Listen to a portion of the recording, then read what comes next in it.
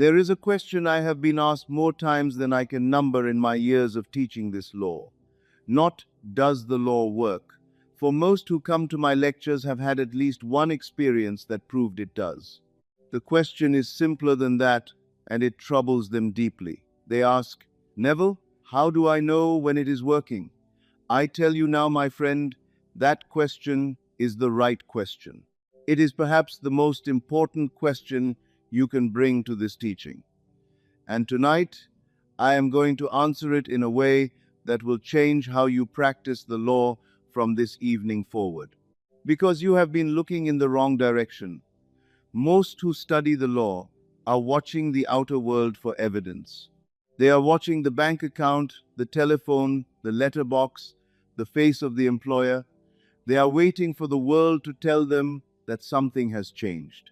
And in that very act of watching the outer world, they are living in the state of not yet.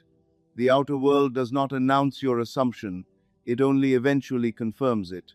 Tonight I will give you 3 inner signs, 3 specific signals that appear inside your consciousness, in your thoughts, in your imagination, in your dreaming, that tell you with certainty that money is already moving toward you. Not might move, already moving. The outer manifestation may be hours away or days, but the inner signs appear first. Now, listen carefully. The first question, as those in my Los Angeles audiences have put it to me many times over these years, is this. Neville, what is the first sign that tells me money is already moving toward me? And my answer is always the same. It is not what most expect. The first sign is this. Your inner conversation about money has gone quiet without effort, not silenced by will, not suppressed by practice. Quiet.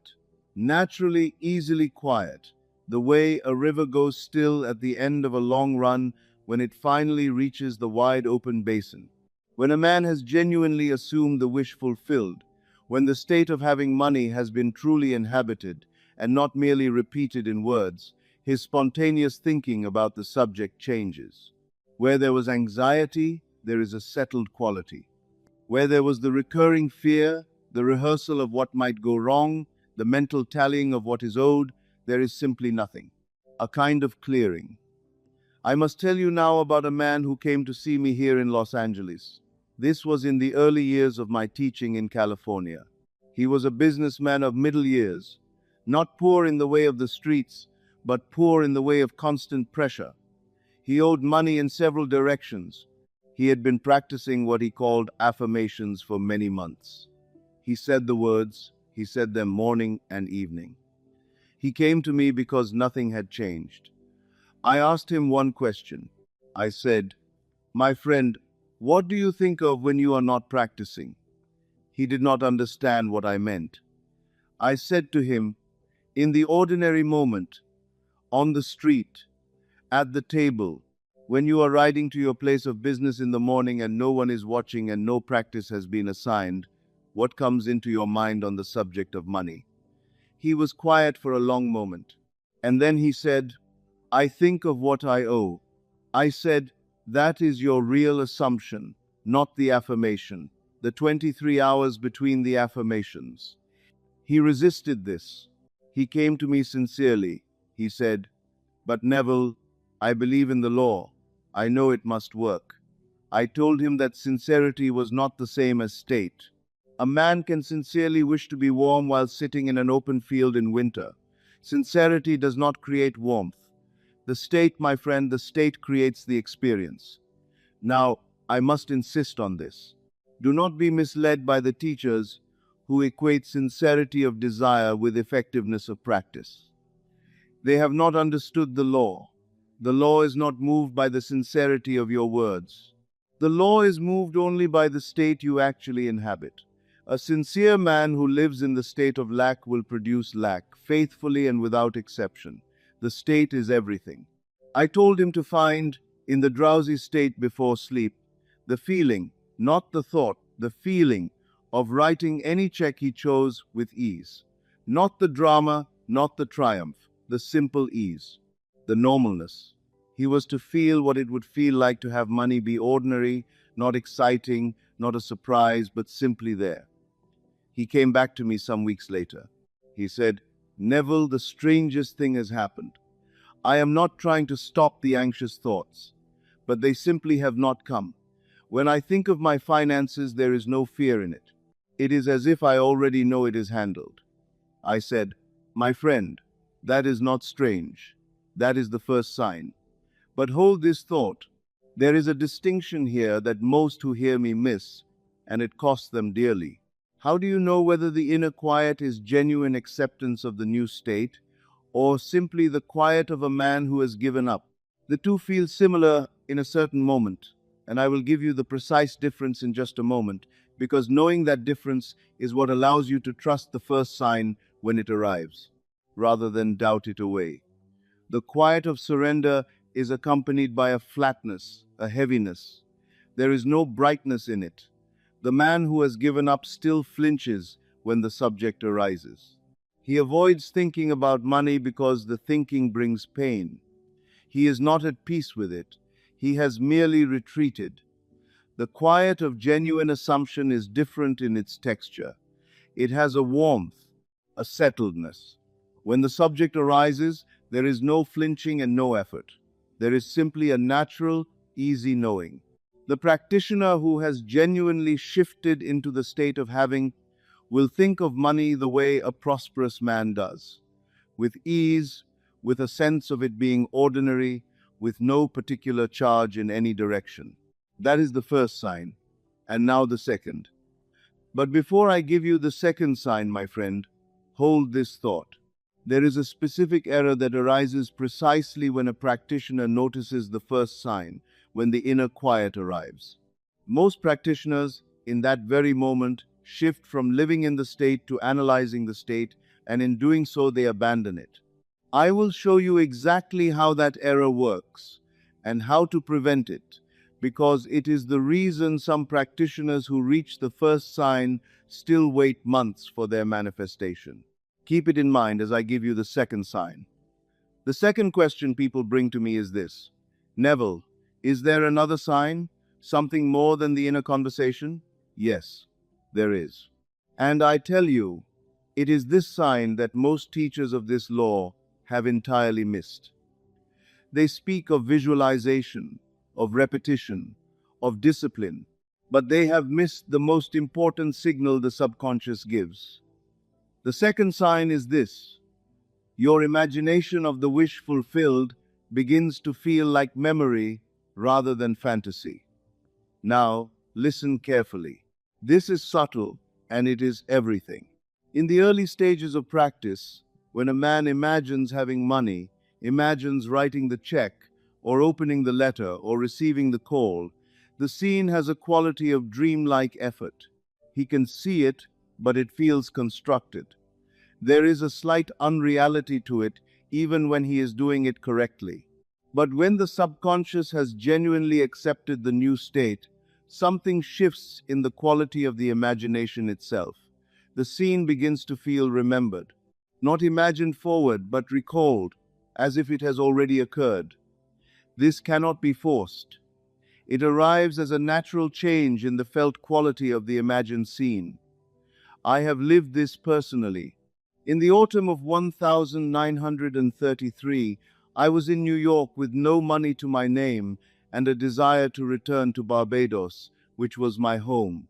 I had no passage, no fare, no visible means whatsoever. My teacher Abdullah had taught me, live in the end, sleep in Barbados. Do not imagine going to Barbados. Imagine already being there. I did as he instructed. Each night I lay in my apartment and felt the warmth of the Caribbean sun. Not the New York winter around me, but the specific warmth I knew from my boyhood in Barbados, the smell of the air, the particular quality of the light in the late afternoon. I entered that feeling completely, and I will tell you this. Within a number of nights, the scene stopped feeling like something I was constructing. It began to feel like something I was recalling, as though I had already made the crossing and was simply remembering it. Within 3 weeks, my brother Vic sent money from Barbados. unsolicited. He had not heard from me in months. He had no knowledge of my desire. And there was more. A man connected with a shipping line arranged my passage at no cost. I did not plan either of these things. I did not contact Vic. I did not seek out the shipping connection. The world arranged it. The bridge of incidents formed. I was in Barbados by the new year. But I tell you this not as a remarkable story. I tell you this so you hear what the second sign felt like from the inside. It was not the outer arrangement of the passage that told me the assumption had taken hold. It was the change in the quality of my imagination several weeks before the outer arrangement appeared. The scene of being in Barbados moved from constructed to remembered. That was the sign. The passage was only the confirmation. Now I must tell you something most teachers will not. There is no such thing as a visualization technique that replaces the state. Put it from your mind. No amount of disciplined imagining produces the second sign until the subconscious has accepted the reality. The technique is only the door. The state is what you enter. And you know you have entered it when the imagination shifts from effort to memory. Now I must tell you something about both of these signs, something most teachers will not say, because they have not understood why certain practitioners see the inner quiet and feel the remembered scene and still wait longer than others. There is a specific reason for the delay, and it has nothing to do with the law failing. I will tell you that reason when I give you the third sign, because the third sign is where the answer lives. The third question: is there a sign I can see outside myself, something that tells me the outer world has begun to respond? Yes. I call it the bridge of incidents beginning to form. Make no mistake, my friend, this is not superstition. I am not telling you to search for signs in the clouds or to interpret every coincidence as a message. The practitioner who has genuinely entered the new state does not scramble after signs. The signs come to him, and he recognizes them with calm certainty rather than excited grasping. The third sign is this: small, unexpected outer events begin appearing that have no logical connection to your desire, but that you recognize in your settled inner knowing as the first footsteps of the bridge. A conversation arises you did not arrange. A name appears twice in a week. An opening presents itself through an avenue you had not considered. These are not proof. Proof comes later. These are the first visible shadows of the invisible state made real. A woman came to me through correspondence many years ago. She had been applying the law to a specific financial need for several months. She wrote to tell me that she had noticed both of the earlier signs. Her inner conversation had quieted, and her imagination of relief had taken on the quality of memory. But she was troubled because nothing outer had changed. I wrote back and told her to watch, not to chase, simply to notice. She wrote again some weeks later. She said that a friend had telephoned out of season, a friend she rarely spoke to, and mentioned in passing that her employer was looking for someone with exactly the skills she had, at a salary considerably above what she was then earning. She had not applied.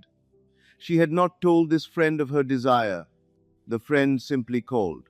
She said, "Neville, I knew when she mentioned it that this was the beginning, not the end. The beginning. I tell you with certainty, and this is not opinion, it is law. The outer sign is never the first movement. The inner signs always precede the outer.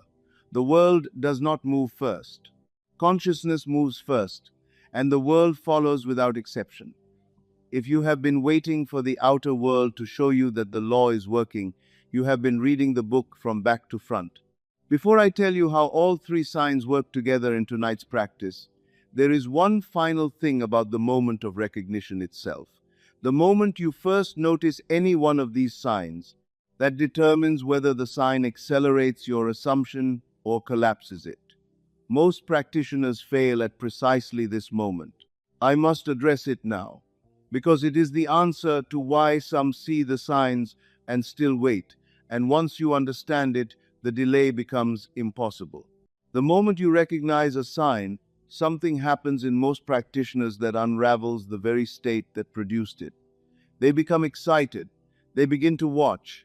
They start waiting for the next sign. And in that shift, from settled knowing to excited watching, they have slipped back into the state of not yet. They are now living in the evidence instead of the assumption. The evidence, my friend, is always behind the inner state. I say to you, when a sign appears, receive it as a man receives a letter from a friend he fully expected to hear from, warmly, without urgency, without the anxious excitement of a man who feared the letter might never come. Receive it with the warmth of confirmed knowing, and then return your attention to the inner state itself. Now, here is how all three signs work together. Here is the practice. Tonight, when you retire, do this. First, in the state akin to sleep, that drowsy threshold, bring to mind the inner conversation you would have if money were already ordinary in your life. Not triumphant, ordinary. What would you think of naturally? What would your mind move toward? If the pressure was simply gone, find that thought, rest in it. Second, in that same drowsy state, bring forward the scene of the wish fulfilled. The specific scene, the one that in your practice has begun to feel remembered. Do not construct it with effort. Simply allow it to arise and notice its quality. If it has the quality of memory, you are in the state. If it feels constructed or effortful, rest longer in the drowsy threshold and allow the scene to soften into you. Third, when any outer coincidence, conversation, or unexpected event arises in your waking life that you recognize in your settled inner knowing as the bridge beginning to form, receive it quietly, thank it inwardly. Do not speak of it widely. Do not begin watching for more. Simply acknowledge it with the warm certainty of a man who knew his ship was coming in. And fourth, return always to the inner state. The signs confirm the state. They do not replace it. Your work, if it can be called work, is to live in the end. The signs simply tell you that you are doing so. Assume the feeling of the wish fulfilled and observe the route that your attention follows. That is the teaching. It has always been the teaching. And now, my friend, let me tell you what all three signs have been pointing toward. The signs are not telling you what is coming. They are telling you what already is. The inner world is always ahead of the outer world. This is not a comfort. It is a law. The state of having money does not follow the arrival of money. The arrival of money follows the state. And when the inner conversation goes quiet, when the imagination shifts from fantasy to memory, when the bridge of incidents begins to form, these are not hopeful indications. They are confirmations of a fact already true in consciousness. The money is not hours away because the circumstances have aligned. The money is hours away because you are already living in its presence, and the outer world has no choice but to catch up. Remember what I told you at the beginning tonight. Most practitioners look outward for their evidence. They are reading the shadow and ignoring the light that casts it. The signs I have given you tonight are not found outside. They are found inside.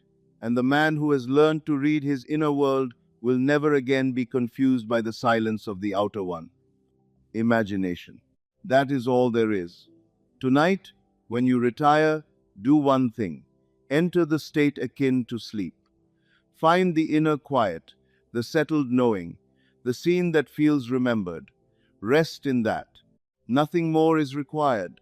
You may find in the morning that the world has already begun to move, or you may find that the assumption must be persisted in for another night and another. Both are well, my friend. Both are well. Consciousness is the only reality. Imagining creates reality. These are not phrases to repeat. They are facts to live. The world is yourself pushed out. What you assume in the deepest part of your being, the world cannot help but reflect. You cannot hold a state genuinely and have the world refuse it. The world has no such power. Only consciousness has power, and consciousness is yours. Go tonight in the settled knowing that what you have assumed is already real in the only world that matters. the outer world will find you. May you sleep tonight in the Sabbath rest of the wish fulfilled.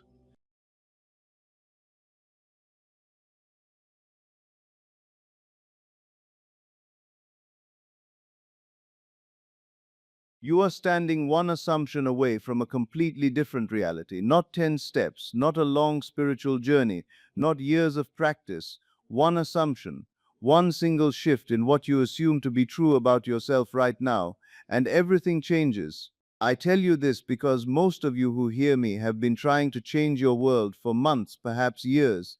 You have visualized, you have affirmed, you have hoped and prayed and worked at it, and yet you wake tomorrow in the same circumstances you wish to escape, the same lack, the same limitation, the same closed doors.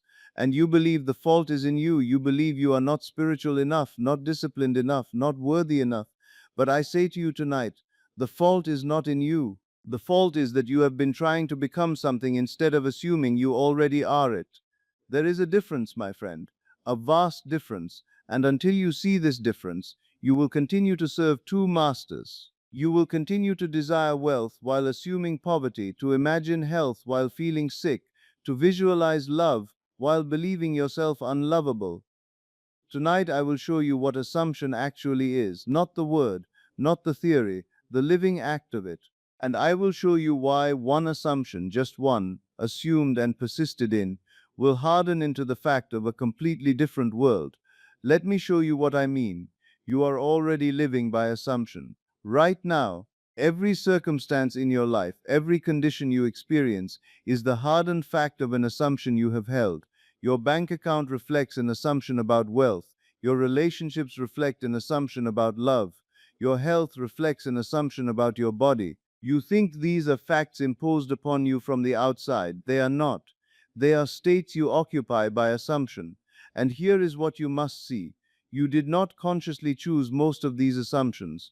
You inherited them, you absorbed them. You accepted them as truth because the world reflected them back to you. And so you have been living in a cycle. Your assumption creates your world, and your world confirms your assumption. Round and round. The same limitation year after year. But the moment you see this, the moment you understand that assumption is the creative power, you realize something extraordinary. You are one assumption away from a completely different reality. Not 10 assumptions, not a complex formula. One. Now, most of you who hear me have been trying to change your world. And I know how you have been doing it. You have been visualizing what you want. You have been affirming what you desire. You have been hoping, wishing, praying that circumstances will shift. And some of you have been doing this for months, for years, and nothing has changed. You wake tomorrow in the same reality you went to sleep in. The same lack, the same closed doors, the same feeling of being on the outside looking in. And you believe you are doing something wrong. You believe you lack discipline, or faith, or worthiness. But I tell you tonight, the failure is not in you. The failure is in the method. You have been trying to change the world while remaining in the same state. And that, my friend, cannot be done. Let me be specific. You desire wealth.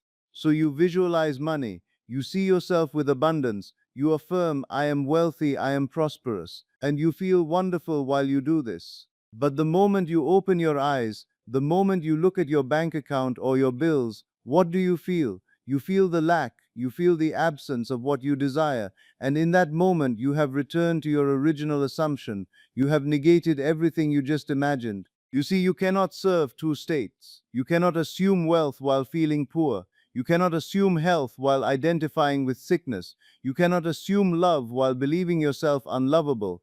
And yet, this is what most people do. They imagine one thing and assume another, and they wonder why the law does not work. The law works. It is always working, but it works on assumption, not desire. Desire confesses lack. Assumption claims fulfillment. There is a vast difference, but hold this thought. There is a precise difference between imagining your desire and assuming you already have it. Most who hear me think they are the same thing. They are not. And without understanding this difference, you will practice the law for years and see nothing. I will show you exactly what that difference is in just a moment, for it determines whether the law works for you tonight or remains theory. Now, before I tell you how to assume correctly, I must tell you a story. I have told it many times, but I tell it again because it contains the whole secret. Many years ago, in 1933, I was living in New York. I had come from Barbados as a young man to study dance, and I was working in the theater. But that year in the autumn, I felt a deep longing to return home for Christmas. I wanted to be in Barbados. I wanted to see my family, to walk the streets of Bridgetown, to feel the warmth of that island again. But I had no money. None. I could not afford the passage, and I saw no way to get it. At that time, I was studying with an old teacher named Abdullah, a black rabbi, a man of extraordinary insight. And I went to him and I said, Ab, I would love to be in Barbados for Christmas, but I have no money. I don't see how it can happen. And Abdullah looked at me and said, You are in Barbados. I said, No, Ab, I am in New York. I want to be in Barbados, but I am here. And he said again, You are in Barbados. I protested. I explained the situation. I told him about the lack of funds, the impossibility of it. And do you know what he did? He walked to the door of his apartment, opened it, and said, You are in Barbados. And he shut the door in my face. I was furious. I thought he was being cruel, dismissive. I did not understand. But that night, as I prepared for sleep, his words echoed in my mind. You are in Barbados. Not you will be, not you can be, you are. And I began to imagine. I did not imagine the journey. I did not imagine buying a ticket or boarding a ship. I imagined myself already there. I felt the warmth of the Caribbean sun on my skin. I heard my mother's voice. I saw the familiar streets. I assumed I was in Barbados, and I fell asleep in that assumption. I did this night after night, and I tell you, within 1 week, the impossible happened. I received a letter from my brother. He had no knowledge of my desire. He simply wrote to say that the family wanted me home for Christmas, and he was sending me the money for the passage. Within days, I was on a ship to Barbados. Now, do you see what happened? I did not make it happen. I did not force the bridge of incidents. I simply assumed I was already there. And the world, my friend, the world reshuffled itself to conform to my assumption. My brother, who had no conscious reason to send me money, suddenly felt compelled to do so. The circumstances bent to match my inner state. This is the law. An assumption, though false, if persisted in, will harden into fact. But here is where most people fail. They hear this story and they think, I will imagine my desire. No, I did not imagine my desire. I imagined from the state of the wish fulfilled. I did not see myself wanting to be in Barbados. I assumed I was in Barbados. Do you see the difference? When you imagine your desire, you are imagining from the state of lack. When you assume the wish fulfilled, you are imagining from the state of having. And this, my friend, this is everything. Now let me tell you what assumption is not, because this is where even sincere students go wrong. And I must insist on this because if you continue in these errors, no amount of practice will save you. Assumption is not affirmation. You can say, I am wealthy 1,000 times, but if you feel poor while you say it, you are affirming poverty, not wealth. Words mean nothing. Feeling is the secret. What you feel, you are. And what you are, you express. Do not be misled by the teachers who tell you to repeat phrases until you believe them. They have not understood the law. Words without feeling are dead. Put them from your mind. Assumption is not hope. Hope is future. Hope says, maybe one day I will have this. Assumption is present. Assumption says, I have it now. Assumption is not visualization for the sake of visualization. I have met many who spend hours picturing their desires in elaborate detail. They see the house, the car, the relationship, and nothing happens. Why? Because they are visualizing from the outside. They are watching themselves have the thing rather than being the person who has it. Let me say that again. You must not imagine yourself having the thing. You must assume you are the person who already has it. There is a difference between seeing and being. Now here is where the lecture turns, my friend. Most who hear me stop right here in their understanding and miss the deeper truth. They think assumption is something you do once. It is not. There is a pattern to assumption, a daily rhythm that makes it harden into fact. Without this rhythm, the assumption evaporates. I will give you that rhythm now. I knew a woman in Los Angeles. This was many years ago in the 1950s. She came to my lectures week after week. She had been trying to manifest marriage for 3 years. 3 years. She visualized the wedding. She imagined the ring, she affirmed that her husband was coming, and nothing happened. One evening after a lecture, she stayed to speak with me. She was discouraged. She said, "Neville, I have done everything you said. I have imagined it. I have felt it. Why has nothing changed?" And I asked her, "What do you imagine?" She said, "I imagine the wedding day. I see myself in a white dress. I see the guests, the flowers, the ceremony." And I said, "That is your problem. You are imagining the wedding, but you are not assuming you are married." She did not understand at first. She said, "What is the difference?" And I told her, "The wedding is an event. Marriage is a state. You have been imagining an event in the future. You must assume the state now, not the ceremony, the result of the ceremony." I said, "Tonight, do not imagine your wedding. Imagine you are already married. Feel a ring on your finger. Hear a man call you by your married name. Sleep on the right side of the bed as though your husband is beside you. Assume you are a married woman, not tomorrow, now." At first she resisted. She said it felt dishonest, like lying to herself. And this is what so many of you feel. You think assumption is pretending, and pretending feels false. But I said to her what I say to you. Assumption is not pretending. Assumption is occupying a state. And all states are real. The state of being married exists right now, whether you occupy it or not. You are simply choosing to enter it. She went home that night and she did as I instructed. She stopped imagining the event and began assuming the state. She wore an inexpensive ring on her left hand. She introduced herself by her desired married name in her imagination. She fell asleep feeling herself a married woman. Within 2 months, she met a man. Within 6 months, they were engaged. Within a year, she was married. Now you may say this was coincidence. It was not. It was law. The moment she assumed the state expressed itself, the world conformed. And this is what I am telling you tonight. You are one assumption away. The state of your wish fulfilled exists now, not in the future, now. And you need only assume you are in it. But you must persist. You see, most people assume the state for a day, for a week, and then they return to the old assumption the moment circumstances contradict them. And this is where the law seems to fail. It does not fail. You fail to persist. Remember what I told you a few moments ago, that assumption hardens into fact? Now this is where you see why. An assumption, though false, if persisted in, will harden into fact. But if you assume wealth on Monday and poverty on Tuesday, you are serving two masters, and no man can serve two masters. Let me tell you the common mistakes I see, because if you make these mistakes, even this simple method will fail. The first mistake, imagining the desire instead of the result. If you want money, do not imagine receiving money. Imagine already having it. Feel the freedom, the ease, the security of wealth. Imagine from the state of being wealthy, not from the state of wanting wealth. The second mistake, doing the technique while doubting it. You imagine at night, and in the morning you wake and say, "I wonder if this will work."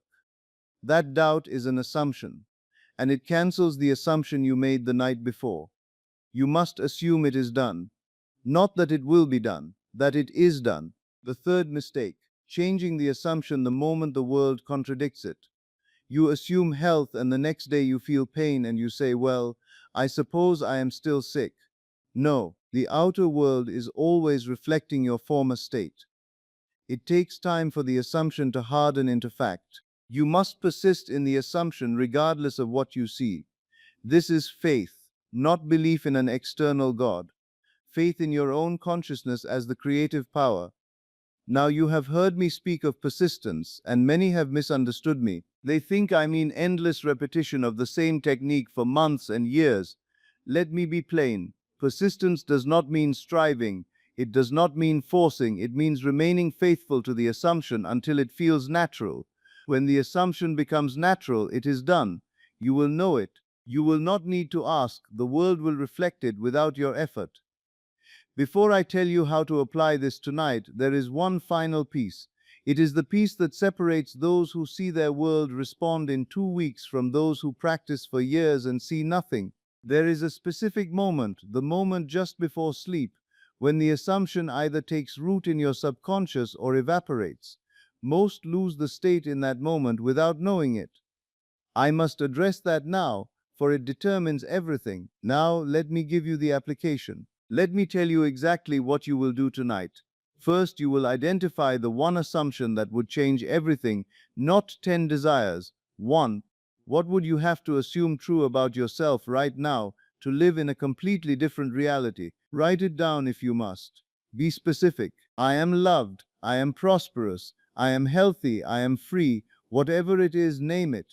Second, you will construct a short scene that implies this assumption is already fact, not the assumption itself, the result of it. If you assume you are loved, imagine a friend congratulating you on your relationship. If you assume you are wealthy, imagine checking your bank balance and feeling satisfaction. If you assume you are healthy, imagine your doctor telling you that you are in perfect condition. The scene must be simple, it must be repeatable, and it must imply fulfillment. Third, tonight, as you prepare for sleep, you will enter the drowsy state. Lie down, relax your body completely, let your mind grow quiet. This is the state akin to sleep, the moment between waking and sleeping, when consciousness is most impressionable. Fourth, in that state you will replay your scene, not once, again and again. See it, hear it, feel it, do not strain to hold the image, let it flow naturally, and as you loop it, feel the naturalness of it. This is not fantasy, this is memory. You are remembering something that has already happened in consciousness. And fifth, you will gently fall asleep in that assumption. Do not let your mind wander back to doubt or to the old state. Fall asleep feeling the wish fulfilled. Let that be the last impression your consciousness receives before sleep. This is the moment I spoke of, the moment just before sleep. If you fall asleep in the old state, in doubt, in fear, in lack, you have undone everything. But if you fall asleep in the assumption, in the feeling of the wish fulfilled, the subconscious accepts it as fact, and what the subconscious accepts, it expresses. Do this every night, not once, every night, until the assumption feels natural, until it is no longer something you are trying to believe, but something you simply know. And I tell you, if you do this, the assumption will harden into fact. The bridge of incidents will appear. You will not have to force it. You will not have to make it happen. It will happen because assumption is the creative power and consciousness is the only reality. Now I must insist on this, my friend, and do not let anyone, including yourself, talk you out of it. You are not a victim of the world. You are not subject to forces outside of you. The world will tell you that circumstances control you, that you must accept what life gives you, that change takes time and effort and luck. I tell you they are wrong. The world is yourself pushed out. Every person, every circumstance, every condition is a reflection of the state you occupy. And the moment you change the state, the world must change because it has no existence apart from your consciousness of it. You are one assumption away, one single assumption, not a journey, not a process, one shift in what you assume to be true about yourself right now. And everything changes. And now I tell you, my friend, the secret you have just heard is not a secret at all. It has been hiding in plain sight in every sentence I have spoken. You are one assumption away, one. Not because I say so, but because consciousness is the only reality, and assumption is the creative act of consciousness itself. When you assume the wish fulfilled, you do not perform a technique, you enter a state, and from that state, the world has no choice but to rearrange itself. The bridge of incidents will appear, the circumstances will shift, the people will come. Not because you made it happen, but because the world is yourself pushed out, and it must reflect the state you occupy. This is law. This is not theory. This is the foundation of all creation, and you are the creator, standing one assumption away from a completely different life. Tonight, when you retire, do this just once. Identify the one assumption that would change everything. Construct the simple scene that implies it is already done. Enter the drowsy state. Loop the scene. Feel it natural. And fall asleep in that assumption. Do not strain, do not doubt, do not wonder if it will work. Simply assume and sleep. In the morning, you may find that consciousness has already begun its perfect work, or you may find that the assumption must be persisted in for several nights. Both are well, my friend, both are well. The law is always working. Assumption always hardens into fact. Remember this, you are not waiting for your life to change, you are choosing the state from which your life springs. And the moment you choose it, you are it, the world will follow. Consciousness is the only reality. Imagining creates reality. An assumption, though false, if persisted in, will harden into fact. May you sleep tonight in the Sabbath rest of your fulfilled desire. May you wake tomorrow in a new state. May you know yourself to be that which you have always desired to be. Go now and live in the end. Until we meet again, my friend. A man came to me 3 weeks ago in Los Angeles. He had been applying the law for money, specific money, a sum of $3,000. For 60 days of nightly visualization, 60 days of feeling it real. And he said to me, Neville, I have done everything you told me to do. I see it. I feel it. I fall asleep in the wish fulfilled. But the money has not come. What am I doing wrong? I asked him one question. I said, during the day, when you are not practicing your technique, how often do you think about the money? And he looked at me as though I had asked him something absurd. He said, Neville, I think about it constantly. I check my bank account every morning. I watch the mail. I imagine where it might come from. I am always thinking about it. And I said to him, that is why it has not come. Now you may find this strange. You have been told to persist. You have been told to hold your desire before you. And yet I tell you this, the very moment you stop thinking about it, the very moment you forget to do your technique, the very moment you lose interest entirely, that is the moment it is done. That is the strange thing that happens right before money arrives. Not excitement, not anticipation, not vigilance, but a peculiar inner rest, a forgetting, a Sabbath. And if you do not understand why this is so, you will continue to delay the very thing you are working for. That is why it has not come. Now let me explain this to you carefully. If you understand what I am about to tell you, you will recognize the very moment your assumption has hardened into fact. You will know when the inner work is complete, and you will stop doing the one thing that delays every manifestation. The mistake is this: you watch for it. You have done your imaginal act. You have assumed the feeling of the wish fulfilled. You have fallen asleep in that assumption. And then you wake in the morning and immediately check your bank account. You watch the mail. You refresh your email. You wonder when it will come, how it will come, from whom it will come. And every time you do this, you confess that you do not have it. Listen to me carefully. If you were truly wealthy in consciousness, would you watch your mailbox for money? Would you check your bank balance with anxiety? No.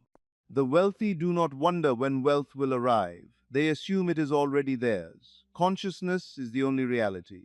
The outer world is yourself pushed out. You do not manifest what you want. You manifest what you are. And when you watch for signs, when you look for evidence, you occupy the state of wanting. Wanting. And wanting, my friend, is the confession of lack. I have told you before and I will tell you again. Signs follow. They do not precede. You do not look for signs to prove it will happen. The sign is that you know it has happened. And when you know it internally, the watching ceases. The anxious checking stops. Not because you force yourself to stop, but because one who has does not look for what he already possesses. Let me give you an illustration that may clarify this. A farmer plants his seed in the spring. He covers it with soil, he waters it, and then he walks away. He does not return the next morning and dig up the seed to see if it is growing. He does not disturb the soil daily to check its progress. Why? Because he knows that the digging up, the constant inspection, would destroy the very thing he has planted. The seed requires darkness, it requires rest, it requires the Sabbath, pause. And so it is with your assumption. You plant it in consciousness through your imaginal act. You cover it with the feeling of the wish fulfilled, and then you must leave it alone. The Sabbath is not Saturday or Sunday. The Sabbath is a state of mind. It is the state of rest that follows successful planting. When you can walk away from it entirely, when you are no longer compelled to check on it, that is your sign that the seed has been planted. But you say to me, Neville, surely I should take action? Surely I should look for opportunities. Now here I must be plain with you. The world has confused action with anxiety. I tell you, they are not the same thing. There is action from the state of wealth, and there is anxious searching from the state of poverty. The man who is wealthy in consciousness acts when inspired, but he does not search desperately. He does not scan the horizon for rescue. His action comes from fullness, not from fear. Do not let anyone, including yourself, confuse the peace of one who knows with the paralysis of one who doubts. They feel entirely different. You will know which state you occupy by the feeling in your chest when you think of your desire. Is it tight? That is fear. Is it open? That is faith. But hold this thought.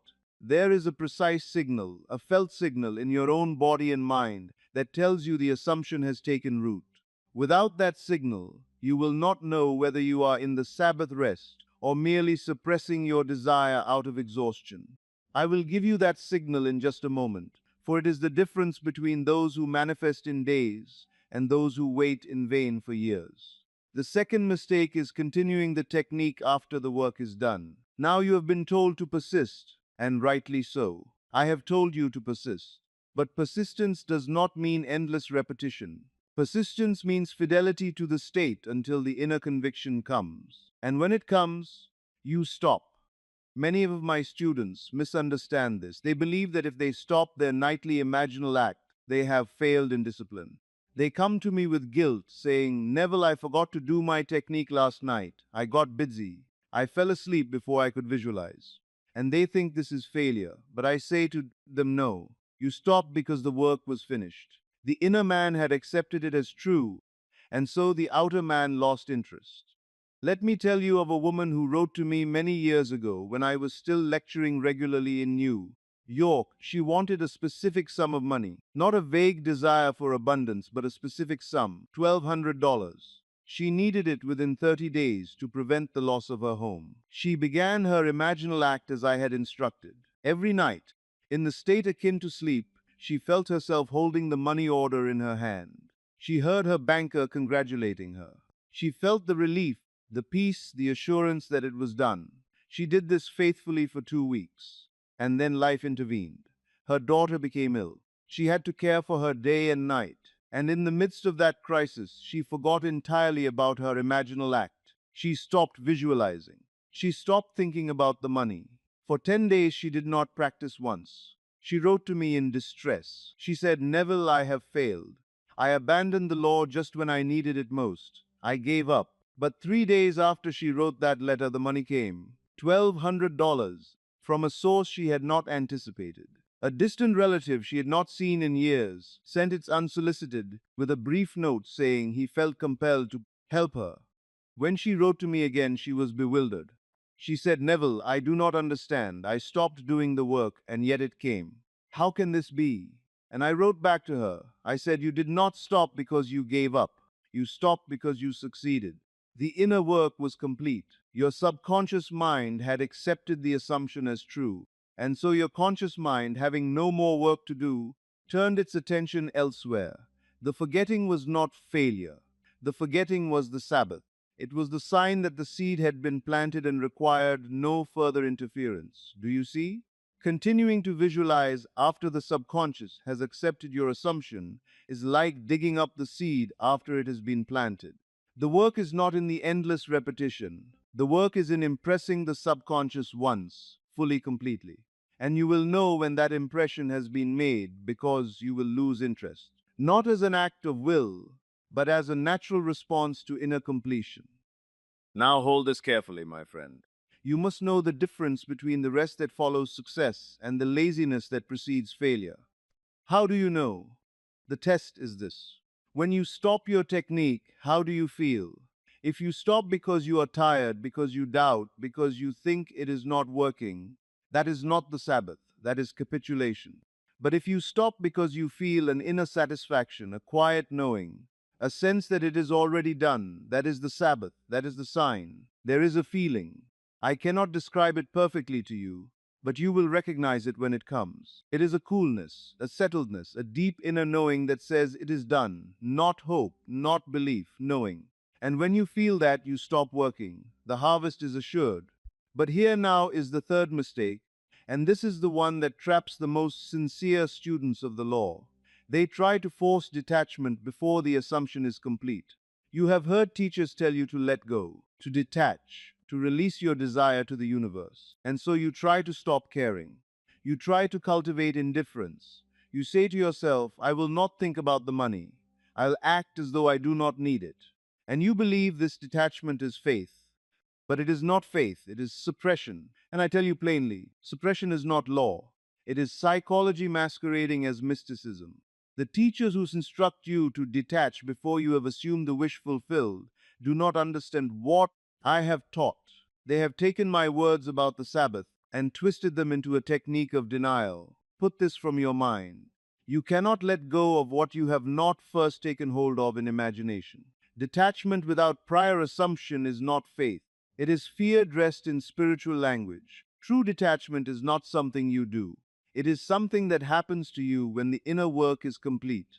You cannot force yourself to stop caring before you have impressed the subconscious with the wish fulfilled. That is like trying to forget something by commanding yourself not to think about it. The very effort to forget makes you remember. Pause, let me illustrate this for you. Imagine a child before Christmas. He wants a particular toy. He talks about it constantly. He dreams about it. He asks for it daily. His desire is intense, consuming. Now you tell that child, let go of your desire, detach from the outcome. Do you think he can? Of course not. The desire is alive in him. But watch what happens Christmas morning. He opens the gift, the toy is in his hands. Now, does he continue talking about wanting the toy? No. He stops mentioning it. His desire has been fulfilled, and so the longing ceases. The detachment happens automatically, not because he willed it, but because the having replaced the wanting. That is the detachment I speak of. It is not a technique. It is the natural result of fulfilled desire. And here is the secret. You must feel that fulfillment before the physical manifestation. You must assume you already have the money, so fully and so naturally, that the wanting drops away while you are still waiting for the physical confirmation.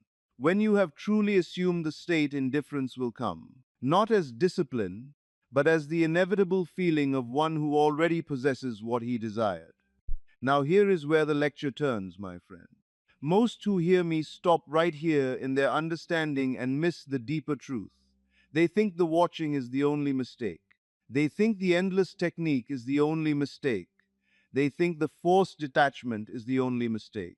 But all three of these stem from a single root error, and if you do not understand that root, you will repeat these mistakes in new forms. I will show you that root now, for it is the key to everything. I knew a man in Los Angeles who came to my lectures in the early 1960s. He wanted a promotion at his firm. He had been passed over 3 times, and he was desperate, filled with resentment and fear. I told him what I am telling you now. Assume the feeling of the wish fulfilled, live in the end. Feel yourself already promoted, he tried. But every day at work, he watched his supervisor. He looked for signs. He wondered if today would be the day.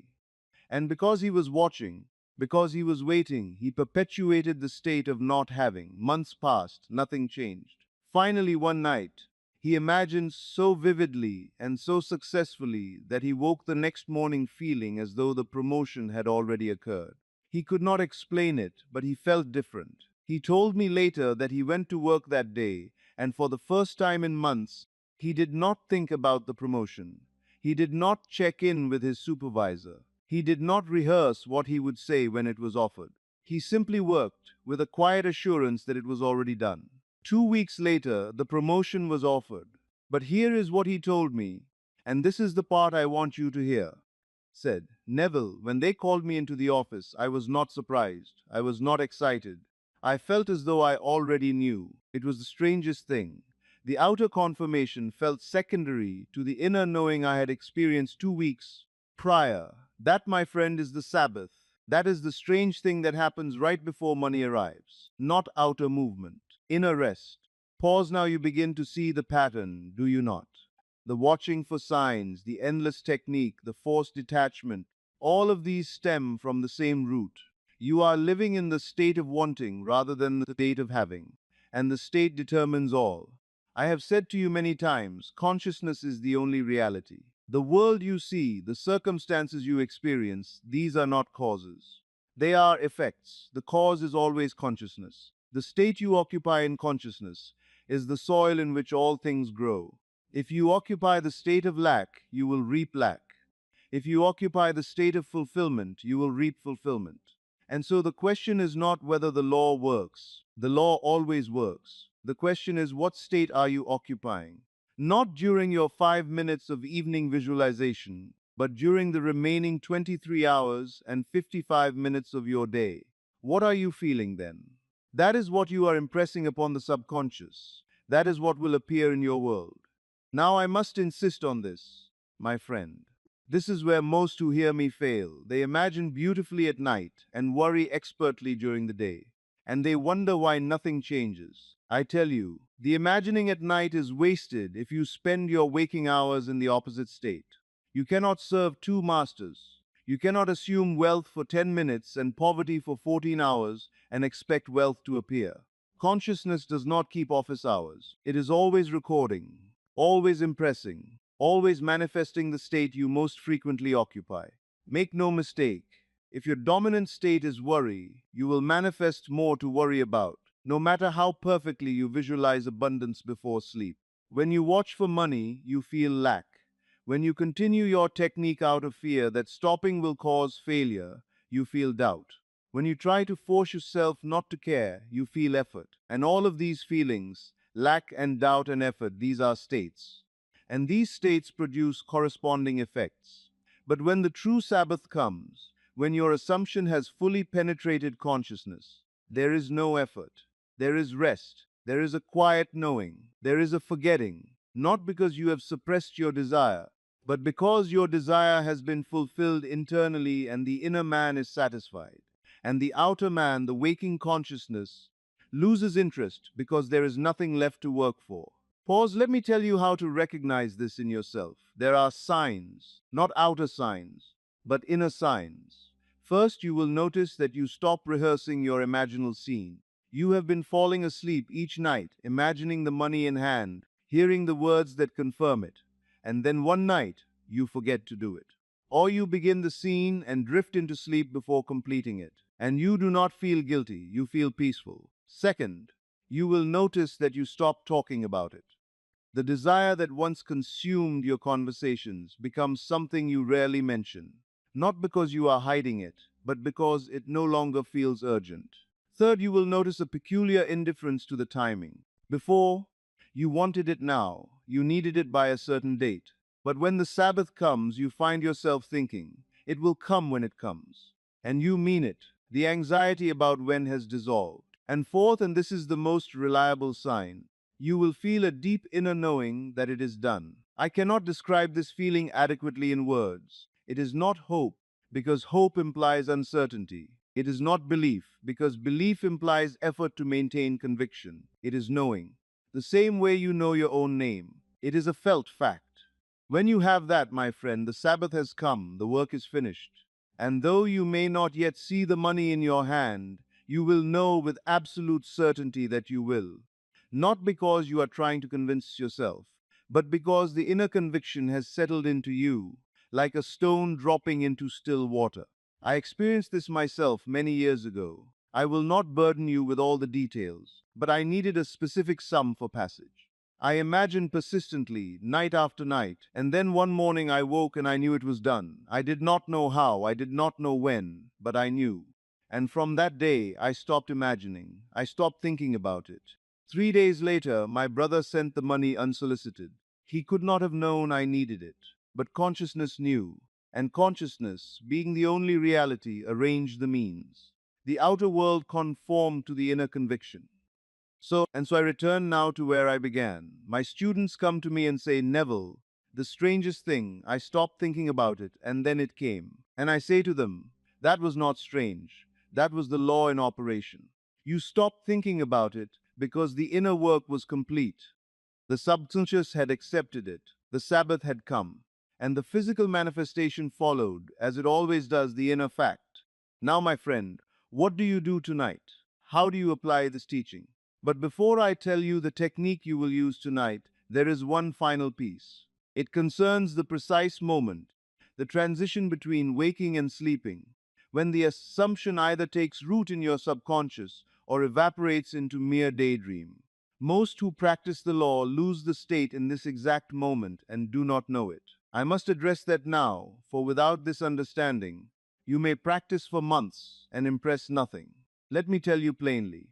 First, you will construct your imaginal act. You will reduce your desire to a single scene, a scene which implies fulfillment. If you want money, you do not imagine the money coming. You imagine it already in hand. You see the bank statement with the balance you desire. You feel the texture of the bills.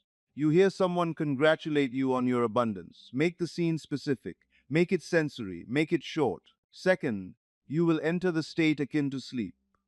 This is the drowsy state just before you drift into unconsciousness. In that state, the conscious mind relaxes its grip and the subconscious becomes impressionable. You do not need deep meditation, you need drowsiness. Third, in that drowsy state, you will loop your imaginal scene gently, not with effort, not with strain, but with the naturalness of one remembering something that has already occurred. Feel it real. Do not try to make it real. Feel it as real. And fourth, you will fall asleep within that assumption. Let the scene carry you into sleep. This is critical. The subconscious is most receptive in that transition between waking and sleeping. Saturate that moment with your assumption. Do this tonight. Do it tomorrow night. Do it until you feel the inner shift I have described, not until you see outer evidence, until you feel inner conviction. And here is what you must understand. Some of you will feel that conviction after one night. Others will require weeks of persistent application. It does not matter. The time it takes is irrelevant. What matters is that you continue until the feeling comes. And you will know when it comes, because the characteristics I described will appear. The forgetting, the peace, the indifference to timing, the inner knowing. And when those appear, do not panic. Do not think you have lost your faith because you have stopped doing your technique. That stopping is not loss of faith. It is evidence of faith. It is the Sabbath. Rest in it. Do not return to anxious visualization out of fear. Do not start watching for signs to reassure yourself. The moment you do, you re-enter the state of lack and delay the very thing you are waiting for. Trust the inner testimony. The outer world has no choice but to conform to it. Make no mistake, my friend, you are always manifesting. Every moment of every day, you are impressing the subconscious with the state you occupy. The question is never whether the law works. The law is impersonal and it works ceaselessly. The question is, what are you impressing? What state are you faithfully occupying? If you occupy lack, you will see lack. If you occupy fulfillment, you will see fulfillment. And the test of which state you occupy is not what you say during your evening practice. It is how you feel when you are not practicing. It is whether you watch for it or rest in it. It is whether you anxiously continue the technique or peacefully forget it. It is whether you strain to detach or naturally lose interest. The Sabbath is the day you rest in confidence that it is done. And when that day comes for you, and it will, you will understand what my students have been reporting to me for decades. You will stop caring, and the thing will come. Not because you stopped caring in order to get it, but because you stopped caring because you already had it in consciousness.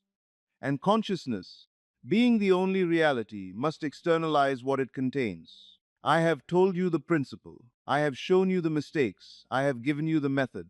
The rest is yours to apply. And now I tell you, my friend, the secret you have been searching for is this.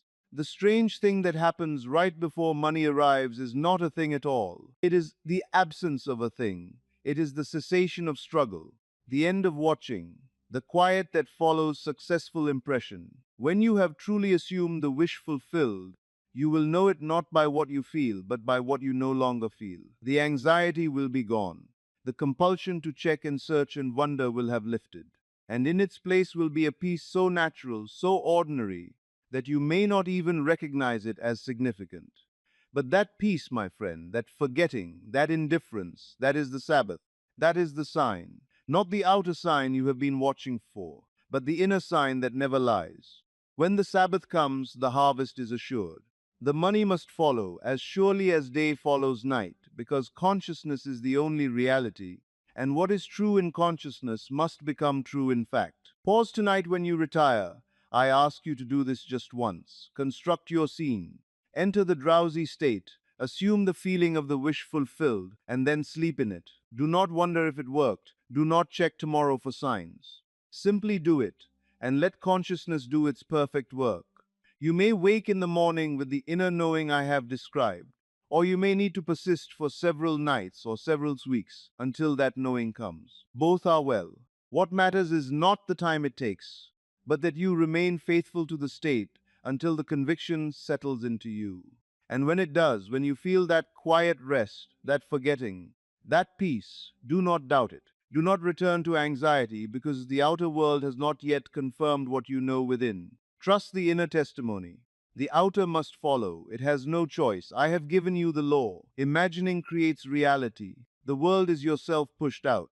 These are not metaphors, my friend. These are facts. Literal facts. Test them. Prove them.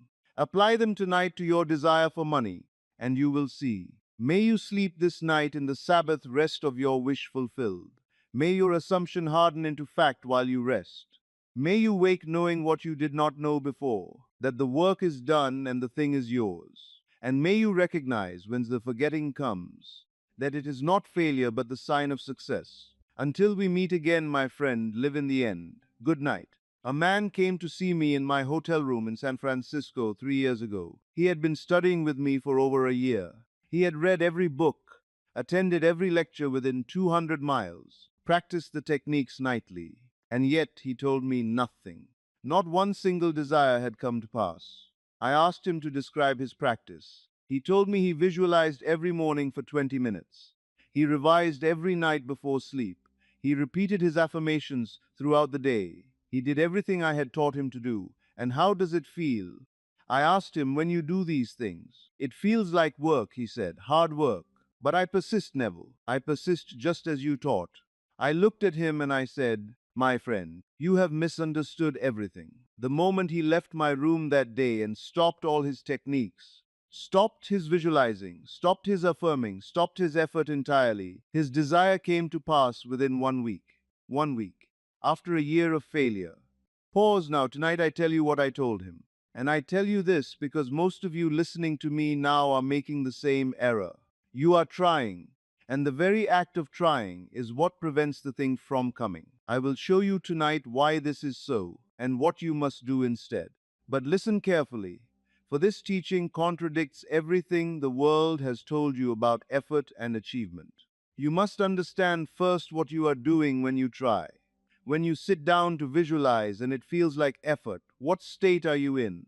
You are in the state of one who does not have, the state of wanting. And wanting, my friend, is a state of consciousness. It perpetuates itself. I have told you before, but I will tell you again. You cannot serve two masters. You are either in the state of having or the state of wanting. These are not two sides of the same coin. They are two entirely different states of being. And the state you occupy determines what you experience in this world. Now listen carefully. Every technique I have ever taught you, every method, every practice is given for one purpose only, to shift you into the state of the wish fulfilled. Not to get you there tomorrow, not to build a bridge to that state, but to occupy it now in this moment as a present fact. But what do most do? They use the technique to try to get what they want. They visualize to make something happen. They affirm to force a result, and in doing so, they remain in the state of not having. The very effort betrays the state. Pause. Let me tell you of a woman who wrote to me many years ago from a small town in Texas. She had been practicing what she believed was my teaching for nearly 2 years. 2 years. She wanted to manifest a home of her own. She was living with her sister, dependent, unhappy. Every night she visualized the home. She saw the rooms, felt the textures, walked through the doorways in her imagination. She did everything she thought was required, but nothing came. She wrote to me in desperation. She told me she had faith. She told me she believed. But I could see from her letter that what she called faith was actually hope. Hope is not faith. Hope looks to the future. Faith rests in the present. I wrote back and asked her one question. I asked, when you visualize this home, how does it feel? She responded immediately. She said it felt wonderful while she was doing it. But the moment she opened her eyes, the feeling vanished and she was back in her sister's house, discouraged and afraid. There was the error. She was using the visualization to escape her present reality, not to establish a new one. She was trying to feel better, not to feel it real. And the moment the technique ended, she returned to her true state, the state of lack. I told her to stop visualizing entirely. I told her to stop all techniques. Instead, I gave her one instruction. I said, live this day as the woman who owns her home, not the woman trying to get a home, the woman who has it. At first she resisted. She said, but Neville, I do not have it. How can I live as though I do? I said, you live as though you do by assuming you do. Assumption is not pretense. It is the act of occupying a state. Occupy the state of the woman with her own home, and that state will externalize itself. She stopped writing to me for 3 months. I thought she had given up. But then a letter came. She told me that within 6 weeks of stopping all visualization, an aunt she barely knew passed away and left her a small house in the very town where she lived. 6 weeks. The moment she stopped trying to get it, it came. Now you see the principle. The trying is the error, not because effort is wrong, but because trying implies you do not have. And if you do not have it in consciousness, you cannot have it in fact. Consciousness is the only reality. But hold this thought, my friend. There is a specific moment, a precise psychological act, that transforms assumption from mere thought into creative power. Most who hear me miss this moment entirely. They assume, but they do not complete the creative act. I will tell you that moment in just a few minutes, for without it, assumption remains sterile. With it, assumption hardens into fact. This brings me to the second error, and this one is more subtle still. You have heard me speak of assumption, and many have misunderstood me. They think assumption means to repeat a statement over and over until the subconscious accepts it. Let me be plain. That is not assumption. That is affirmation. An affirmation without the feeling of fulfillment is worthless. Assumption is the act of occupying a state. You do not affirm your way into a state. You enter it by feeling, and once entered, you rest there. Most of you who hear me understand that assumption creates reality. You know this. But what you do not understand is the Sabbath.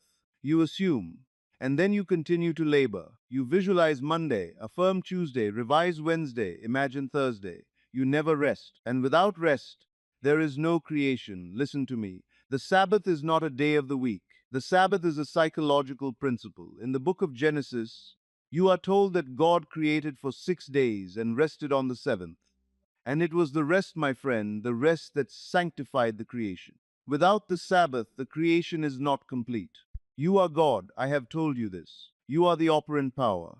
When you assume the wish fulfilled, you have done your work, that is your 6 days. But then you must rest. You must cease from mental labor. You must enter the Sabbath, the psychological rest in the knowledge that it is done. But what do most do? They assume once, and then they immediately begin to work again. They check the outer world for signs. They wonder if it is working. They repeat the technique to make sure. They do not rest. And without rest, the seed never grows. Pause. I learned this principles myself many years ago when I wanted my discharge from the army. It was 1943. I was stationed in Camp Polk, Louisiana. I wanted out. I wanted it desperately. But the rules were clear. No one was being discharged. The war was on. It was impossible by all outer reasoning. I went to see Abdullah, my teacher. I told him I wanted to be discharged. He looked at me and said, "You are discharged. Not you will be. You are." I said, "Abdullah, I am not discharged. I am here in uniform standing before you," he said. "That is because you are still in the state of being in the army. Assume you are discharged and walk into assumption." So I did. I imagined myself home in New York. I felt the reality of it. I slept in that assumption. And then, my friend, I stopped thinking about it. I did not labor over it. I did not check each day to see if orders had come. I simply lived from the state of being discharged. 9 days later, the impossible happened. My discharge papers came through. 9 days. But here is what you must understand. During those 9 days, I did not wonder if it was working. I did not repeat the visualization daily to reinforce it. I assumed it once with feeling, and then I rested in that assumption. That rest was the Sabbath. That rest was the creative act completing itself. You see, the interval between assumption and manifestation is not a time for you to labor. It is a time for you to rest. It is the time when consciousness, having accepted the assumption, begins to rearrange the outer world to match it. But it cannot do this if you keep interfering with your doubt, with your checking, with your effort to make it happen. Pause. The farmer plants a seed and walks away. You have heard me use this example before, but I will use it again because it is perfect. The farmer does not return every hour to dig up the seed and examine it. He does not stand over the soil commanding it to grow. He plants, and then he trusts the creative power of the earth to bring forth the harvest. He rests. Your consciousness is that soil. Plant the assumption, then rest. Trust the interval. Now here is where the lecture turns, my friend.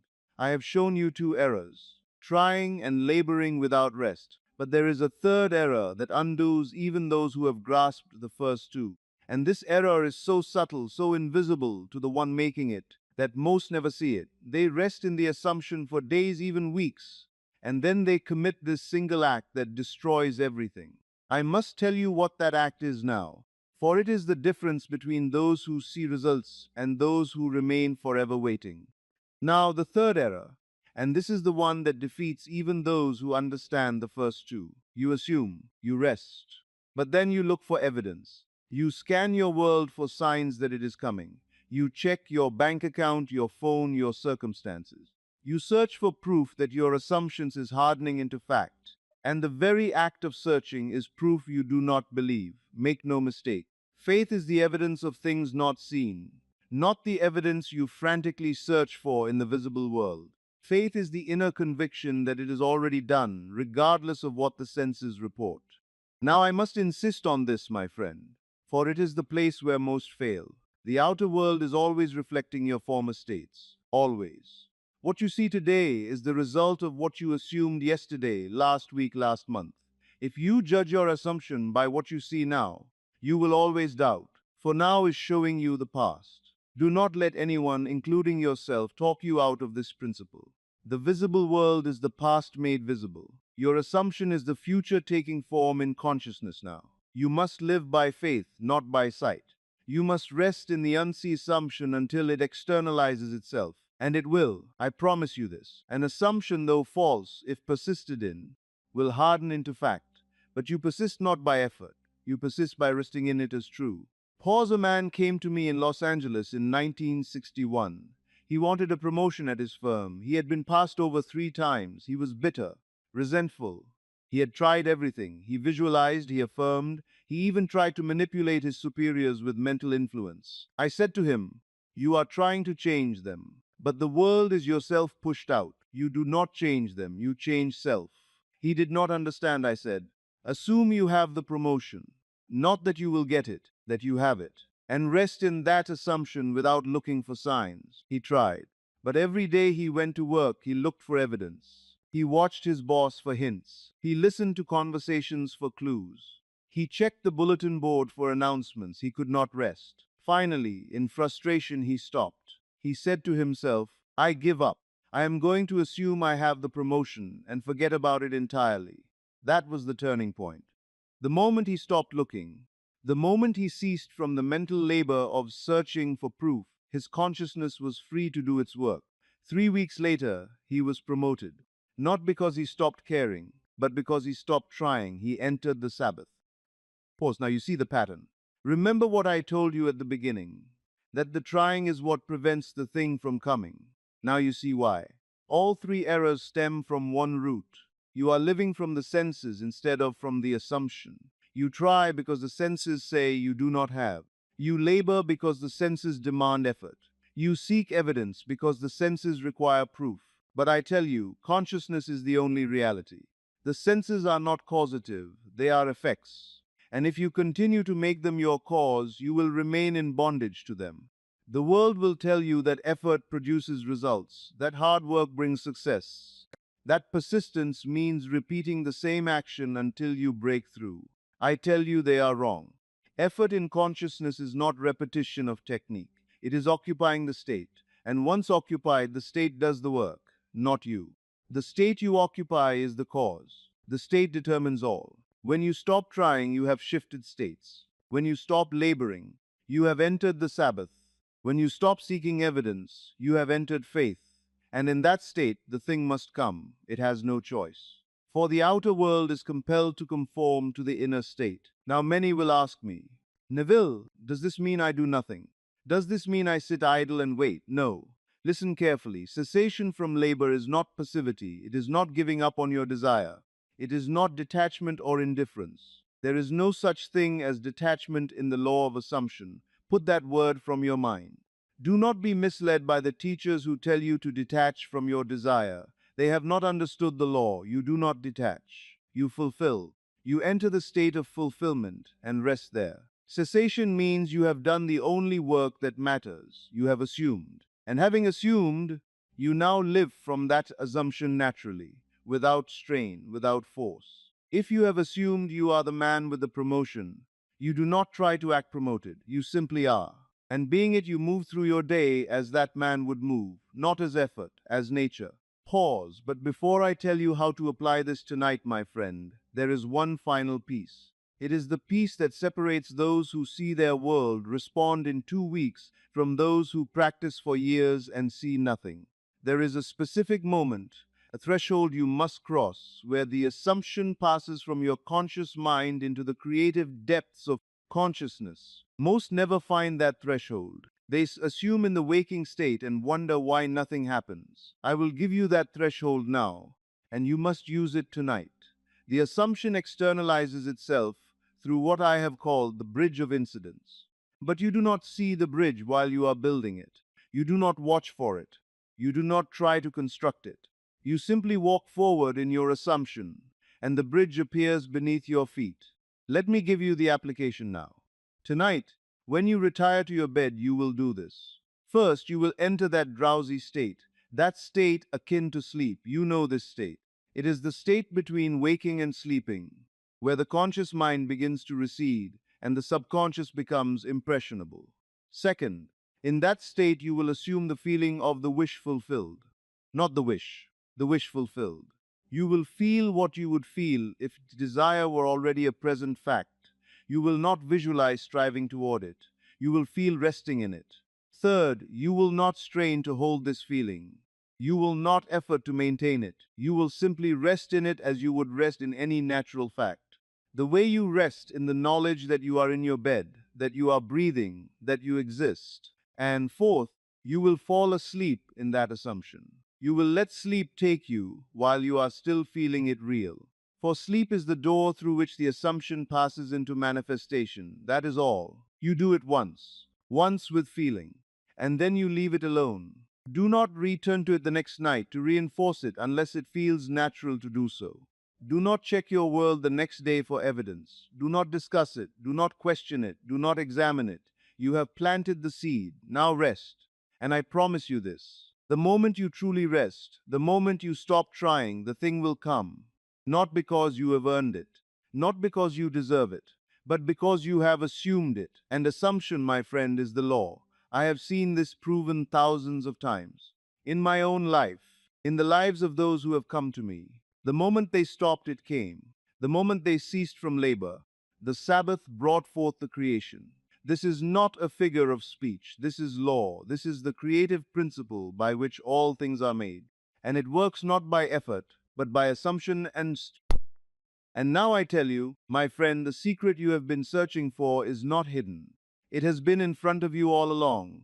You do not need more techniques. You do not need more knowledge. You do not need to try harder. You need to stop. The moment you stop trying, you have shifted states. The moment you stop laboring, you have entered the Sabbath. The moment you stop seeking evidence, you have entered faith. And in that state, the thing is already yours. This is not philosophy. This is not metaphor. This is the creative principle by which all things are made. Assumption is the act. Rest is the completion. The trying keeps you in the state of not having. The cessation places you in the state of having. And from that state, the world must conform. It is law. Tonight, when you retire to your bed, do this just once. Enter that drowsy state, that state akin to sleep. Assume the feeling of the wish fulfilled. Not the wish itself, but the wish fulfilled. Feel it as though it were already a present fact. And then, my friend, rest in it. Let sleep take you while you are still feeling it real. Do not return to it tomorrow night to reinforce it unless it feels natural. Do not check your world for signs. Do not question whether it is working. You have assumed. That is the creative act. Now rest, and let the Sabbath bring forth the creation. If you have been trying for weeks, for months, for years, and nothing has come, I tell you the reason. You have been in the wrong state. You have been in the state of trying to get, not the state of having. Stop now, enter the state. Rest there. The world is yourself pushed out. What you assume in consciousness, the world must reflect, in fact. Imagining creates reality, and the imagination that creates is not the strained effort of the conscious mind. It is the effortless assumption of the state. Go now and rest in the Sabbath of your fulfilled desire. May your assumption harden into fact while you sleep. May you wake to find that consciousness has done its perfect work. I have given you the law. Now prove it in your own experience. Until we meet again, my friend, live in the end. A gentleman came to see me last week in Los Angeles. He had been studying my teachings for 3 years. 3 years, my friend. And he said to me, Neville, I understand that I create my reality. I understand the law of assumption, but I am still struggling financially. What am I doing wrong? I looked at him and I said, You are doing nothing wrong. You are already rich. The problem is not that you haven't become wealthy. The problem is that you refuse to accept the wealth that is already yours. He stared at me as though I had lost my mind. But Neville, he said, look at my bank account, look at my circumstances. How can you say I am rich? And I told him exactly what I am going to tell you tonight. You see, this man, like most who hear me, was trying to become something he already was. He was trying to acquire what he already possessed. And that very effort, that very attempt to become rich, was the one thing preventing him from experiencing his wealth. Listen carefully, my friend. You are not poor trying to become rich. You are rich, convinced that you are poor. Tonight I want to explain what this means to you personally. You see, my friend, your financial struggles are not what you think they are. They are not the result of a bad economy. They are not the result of lack of opportunity. They are not even the result of your circumstances. Your financial struggles exist because you have accepted a false identity. You have convinced yourself that you are someone who lacks, someone who needs, someone who must work and struggle to acquire what you do not have. But I tell you, this is not who you are. The world you see around you, the bills that concern you, the bank account that disappoints you, these are not causes of your poverty. These are effects of your consciousness. And consciousness can be changed in an instant. The world is yourself pushed out, my friend. Change yourself, and you change your world. Now you may ask, but Neville, I have tried to think positively about money and it hasn't worked. Of course it hasn't, and I will tell you exactly why it hasn't worked. The world will tell you that if you think positive thoughts about money, money will come to you. I tell you they are wrong.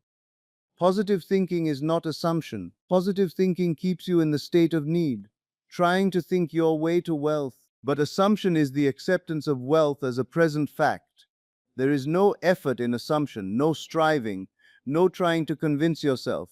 You simply accept what is already true. You cannot become what you already are. You cannot attract what you already possess. You cannot manifest what is already yours by divine right.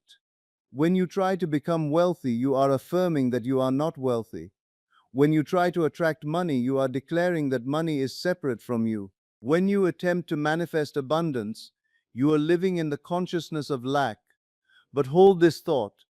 There is a precise difference between the feeling of being wealthy and the emotion of excitement about wealth. Most who practice the law confuse these two completely, and this confusion destroys their success. I will explain the exact difference in just a moment, for without understanding this distinction, you cannot maintain the assumption that creates wealth. I have watched this for decades in my audiences. A man will come to me and say, I am using the law of assumption to become rich. But listen to his words, he assumes he must become rich, which means he assumes he is not rich. His very assumption contradicts his desire. He is assuming poverty while trying to demonstrate wealth. A woman will tell me, I am visualizing abundance every day, but she visualizes from the state of need. She sees abundance as something outside herself that must be brought to her. She is trying to fill an empty vessel, not recognizing that the vessel is already full. Let me tell you about a woman who wrote to me many years ago from New York. She had been studying metaphysical teachings for over 5 years. 5 years, my friend. She had read every book, attended every lecture, practiced every technique she could find. And her financial situation had only grown worse. She wrote, "Dear Neville, I have tried everything. I have visualized checks in the mail. I have affirmed abundance. I have made vision boards and treasure maps. Nothing works. I am more in debt now than when I started. What am I doing wrong?" I wrote back and told her she was doing nothing wrong. I told her she was simply trying to acquire something she already possessed. "Stop trying to become wealthy," I wrote. "Start living as the wealthy woman you are." At first, she resisted this completely. She wrote back saying, "How can I live as wealthy when I can barely pay my rent? How can I feel rich when my bank account is overdrawn? This makes no sense." I explained to her that wealth is not an amount in a bank account. Wealth is a state of consciousness, a state you can enter regardless of present circumstances. "Begin tonight," I told her. "When you retire to sleep, do not try to attract money. Simply feel yourself as naturally wealthy. Feel it as you would feel any other natural fact about yourself." She practiced this for 3 weeks. For 3 weeks, she entered sleep feeling herself as a naturally wealthy woman, not trying to become wealthy, not hoping to attract money, simply resting in the assumption that wealth was her natural state. In the fourth week, she received a call from an attorney. A relative she had never met had left her a substantial inheritance. But more than that, my friend, more than the money itself, her entire relationship with wealth had changed. She no longer felt separate from abundance. She no longer felt she had to work and struggle for every dollar. She felt, for the first time in her life, naturally prosperous. The money was simply consciousness made visible. The outer change followed the inner change, as it always must. Now watch this, my friend. This woman did not create wealth. She did not manifest abundance. She simply stopped denying what was already true. She stopped refusing her birthright. She accepted her identity as a wealthy being. And this is what I mean when I tell you that you are already rich. Wealth exists in consciousness before it appears in form. You possess it now, in this moment, as surely as you possess the ability to think these thoughts. The question is not whether you will become wealthy. The question is whether you will accept the wealth that is yours. Now I must tell you something most teachers will not. There is a specific mistake that destroys wealth consciousness the moment you make it. And 90% of those who practice the law make this mistake without knowing it. They mix the state of wealth with the state of seeking wealth, and this mixture cancels out their entire practice. I will show you exactly what this looks like and how to avoid it. But most who hear me make specific mistakes that prevent this acceptance. Let me tell you the three most common errors I observe. The first mistake is mixing states. A person will spend 10 minutes in the morning feeling wealthy, then spend the rest of the day worrying about money. They feel rich during meditation, then feel poor when paying bills. They assume abundance in their prayers, then assume lack in their actions. My friend, you cannot serve two masters. You cannot dwell in wealth consciousness part-time. Either you are wealthy or you are not. Either you live from that assumption or you do not. There is no middle ground. The second mistake is trying to figure out how wealth will come. A student will feel himself wealthy, then immediately begin planning how this wealth might manifest. He will look for opportunities, scheme about investments, worry about timing, but the moment he asks how, he has left the wealth state and entered the state of need. Now I must insist on this, my friend. Wealth knows how to express itself without your help. Consciousness knows how to externalize what it accepts as true without your interference. Your job is not to figure out the how. Your job is to maintain the assumption. Stay in that state and let it produce its natural fruits. Do not let anyone, including yourself, talk you out of this. The moment you begin planning how your wealth will come, you have declared that you do not really believe you are wealthy. The third mistake is testing whether it is working. A woman will feel herself wealthy for a few days, then check her bank account to see if anything has changed. When she sees no immediate difference, she concludes the teaching is false. But she has missed the point entirely. You do not feel wealthy to change your bank account. You feel wealthy because you are wealthy. The bank account will change because it must reflect your consciousness, but that is not why you maintain the feeling. You maintain the feeling because it is the truth about you. Make no mistake about this. You are not practicing a technique to become rich. You are accepting a fact about your nature. You are not using assumption to attract wealth. You are recognizing that assumption is how consciousness operates, and consciousness is the only reality. The technique is assumption, not positive thinking, not visualization, not affirmation, assumption. You simply assume that you are wealthy now, as a present fact, and you live from that assumption completely. How do you know what it means to assume you are wealthy? You feel it, not with your emotions, but with your inner conviction. You rest in the naturalness of being a wealthy person, just as you assume you are a man or a woman without question, without effort, without proof. You assume you are wealthy. This assumption must become as natural to you as breathing. When you think of yourself, you think of yourself as wealthy. When you make decisions, you make them as a wealthy person would make them.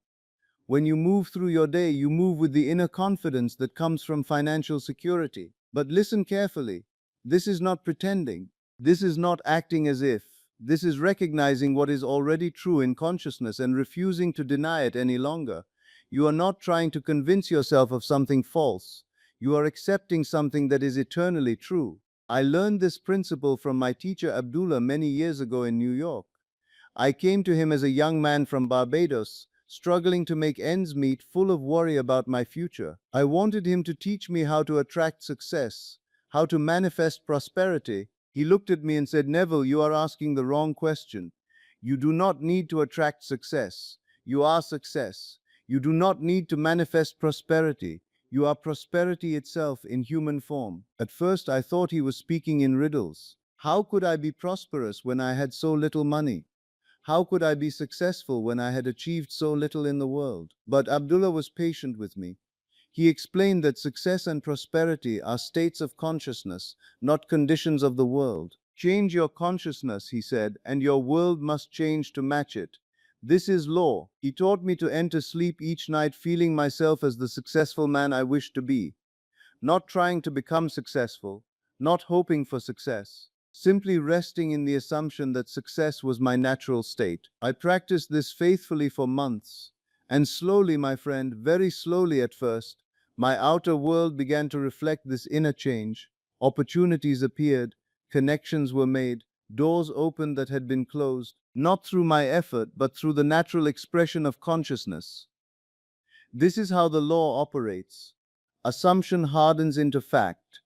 What you assume to be true about yourself becomes true in your experience, not because you have convinced the universe to give you something, but because you have stopped denying what was always yours.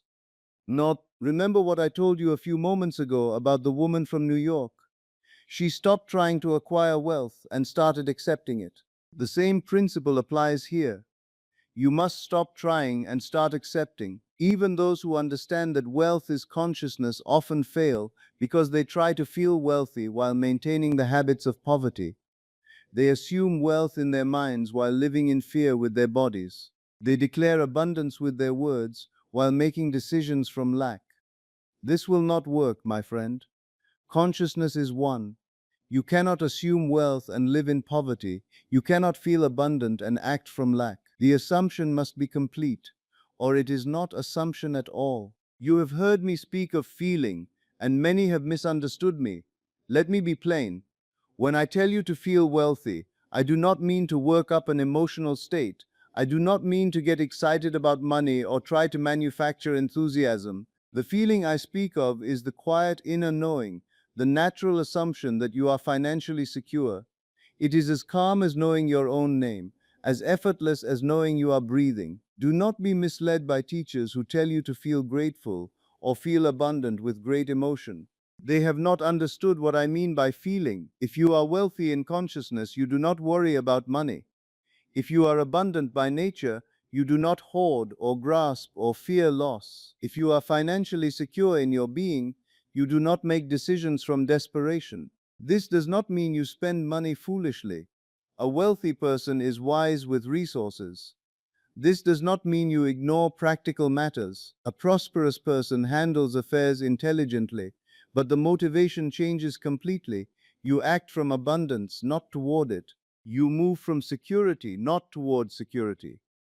You must understand that wealth consciousness is your natural inheritance. You did not come into this world to struggle and lack. You did not incarnate to worry about bills and fear the future. You came as consciousness itself, and consciousness lacks nothing. The poverty you have experienced is learned. The lack you have known is acquired. The financial struggle you have endured is the result of accepting false beliefs about your nature. But what is learned can be unlearned. What is acquired can be released. What has been accepted can be rejected. I tell you with certainty, and this is not opinion, it is law, that your consciousness of wealth is more real than the money in any bank account. Your assumption of prosperity is more substantial than any property deed. Your inner conviction of abundance is the only true wealth there is. Everything else is shadow, the play of consciousness upon itself. Before I tell you how to apply this tonight as you retire to sleep, there is one final thing about the moment just before sleep takes you. Most people lose the assumption in those final seconds when consciousness fades, and this is why their practice bears no fruit. There is a specific way to carry the assumption across that threshold, and it determines whether you wake tomorrow still convinced of your wealth or return to old patterns of lack. I must show you this technique now. Tonight, when you retire to your bed, you will begin to reclaim your birthright. You will stop pretending to be poor and start being who you are. Here is exactly what you will do. First, you will enter that drowsy state akin to sleep, that state where the conscious mind releases its grip and the subconscious becomes receptive. Second, in that state, you will assume the feeling of being wealthy now, not as something you hope for, but as something that is naturally true about you. Third, you will not strain to hold this feeling or fight to maintain it, but you will rest in it as you would rest in any comfortable chair. And fourth, you will let sleep take you while you dwell in this assumption, so that it impresses itself upon your deeper mind. Do not try to see yourself becoming wealthy. Feel yourself as wealthy now. Do not imagine the process of acquiring riches. Rest in the end result. Live in the end. Do not visualize money coming to you. Simply be the person for whom money is never a concern. What does this feel like? It feels like relief, my friend. It feels like the end of financial anxiety. It feels like the confidence that comes from knowing you are secure. It feels like the peace that passes understanding because you know that you need nothing and lack nothing. Some nights this feeling will come easily. Other nights you may struggle to find it. This is natural. Simply return to the assumption gently, the way you would return to a pleasant memory. Do not force it. Do not strive for it. Simply accept it as true and rest in that acceptance. Night after night, you do this. Week after week, you enter sleep in the consciousness of wealth. Month after month, you dwell in this assumption until it becomes more natural to you than breathing. And slowly, surely, your outer world will conform to this inner reality. Not because you have manipulated external conditions, but because external conditions must reflect consciousness. This is not theory, my friend. This is law. Remember what I said about that gentleman who came to see me in Los Angeles? When he stopped trying to become wealthy and started living as the wealthy man he was in consciousness, his entire financial picture transformed. Within 6 months, his business had tripled its income, not through new strategies or harder work, but through the natural expression of wealth consciousness. But more important than the money was the inner change. He no longer woke up worried about finances. He no longer made decisions from fear. He had claimed his identity as a naturally prosperous being, and that identity expressed itself in every area of his life. This same transformation awaits you, my friend.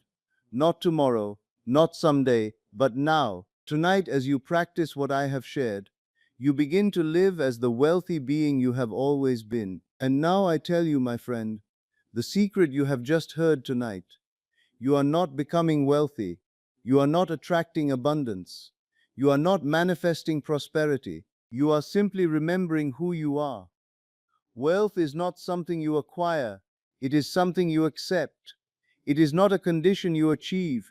It is a state you enter. And the moment you truly enter that state, the moment you dwell there completely, Your world has no choice but to reflect what you have accepted as true about yourself.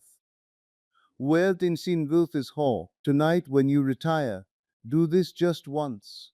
Enter that drowsy state akin to sleep. Feel yourself as the wealthy being you are, not trying to become wealthy, not hoping for wealth, but resting in the naturalness of your abundance. That is all. You may wake tomorrow to find your world already changing, or you may find the assumption must be persisted in for days or weeks. Both are well, my friend, both are well. The assumption will harden into fact. It must. Remember always what I have told you. Consciousness is the only reality. The world is yourself pushed out. Nothing comes from without, all things come from within. You came into this world as consciousness itself. You possess everything you could ever desire, right now in this moment, as a fact of your being. Tonight you begin to live from this truth instead of toward it. May you sleep in the consciousness of your divine inheritance. May your assumption of wealth become as natural as breathing. May you wake tomorrow knowing yourself as you truly are. Until we meet again, my friend, may you dwell in the secret place of the Most High. If you believe that money is the root of all evil, you will never have it. Not because money itself is evil, but because your consciousness of money is poisoned. I learned this from my teacher Abdullah many years ago, but I tell you honestly, for 6 months after he told me, I did not understand what he meant. 6 months of struggle, 6 months of applying what I thought was his teaching, and nothing changed in my financial world. Then one morning, as I was walking down the street in New York, the meaning struck me like lightning. What Abdullah had told me was not what I thought he had told me at all. The moment I grasped his real meaning, everything changed.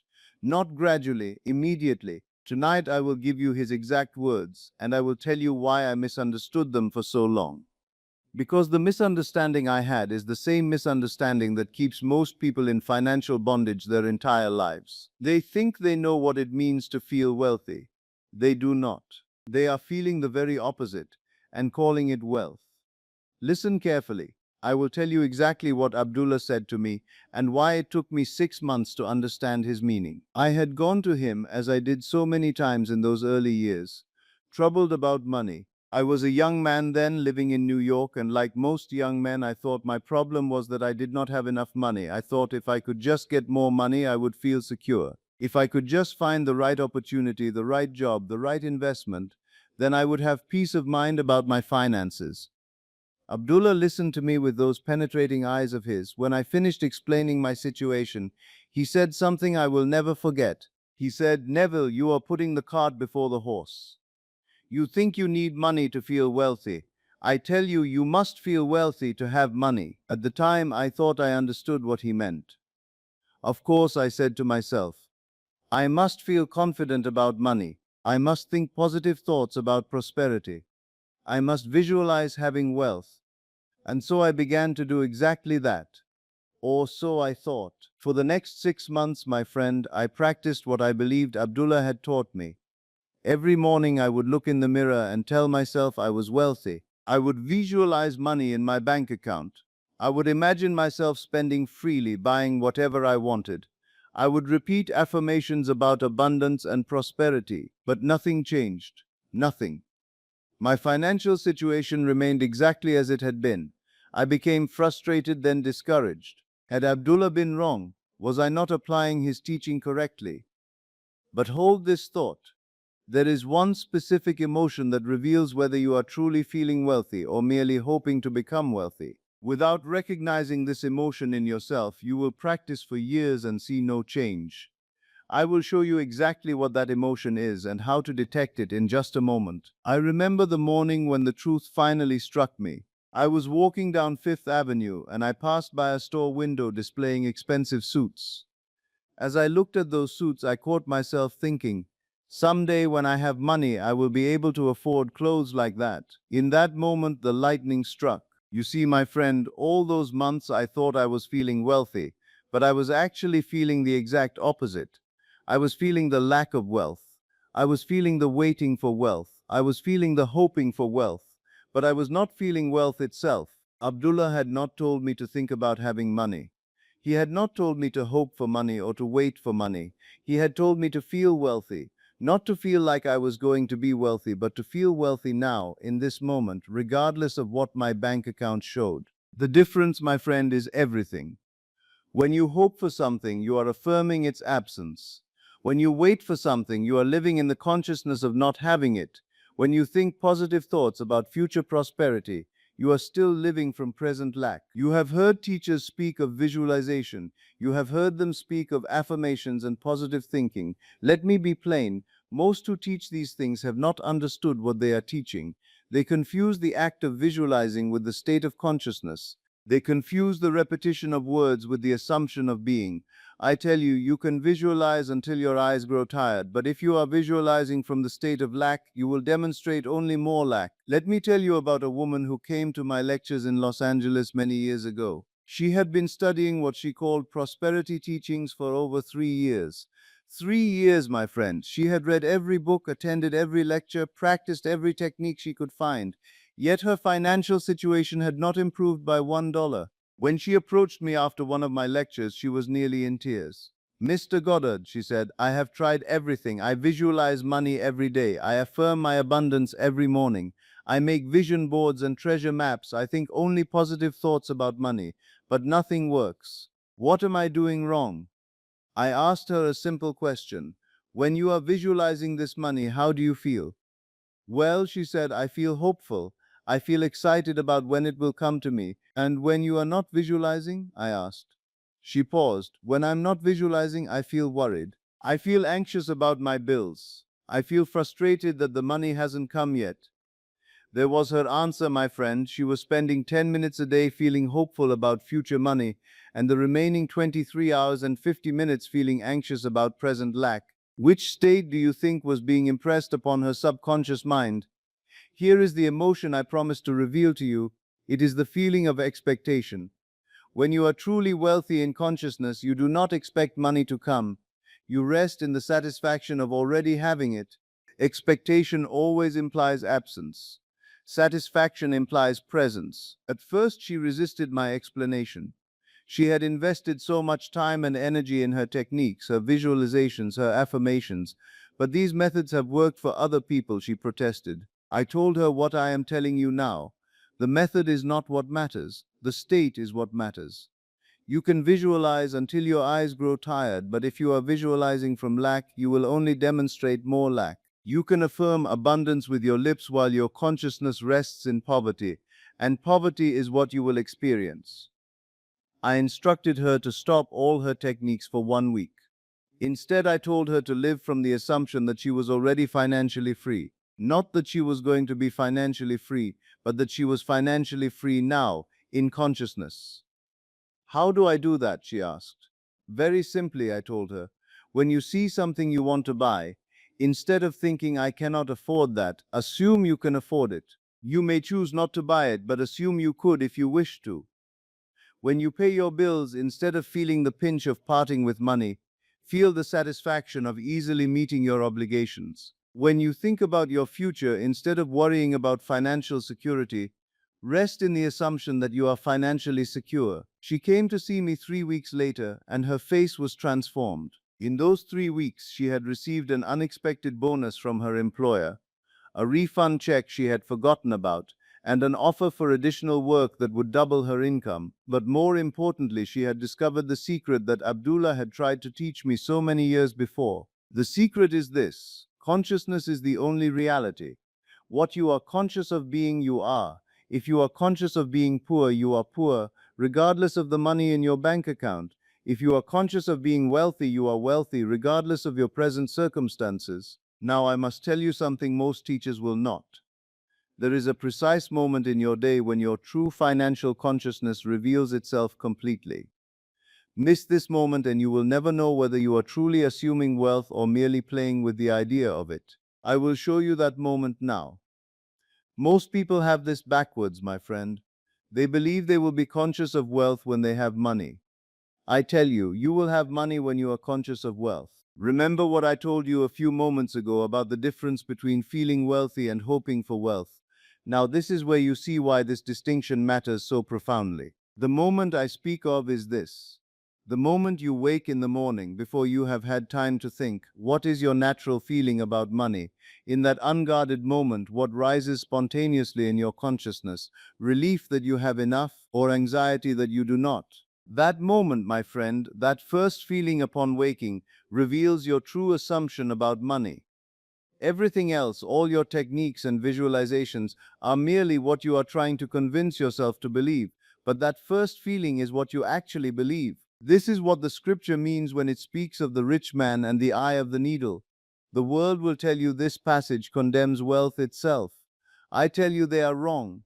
The rich man who cannot enter the kingdom of heaven is not the one who has money in his bank account. The rich man is the one who is rich in his own conception, the one who believes his security comes from external things rather than from consciousness itself. When you place your faith in money, you make money your God, and any God outside of consciousness will fail you. Money can be lost, stolen, devalued.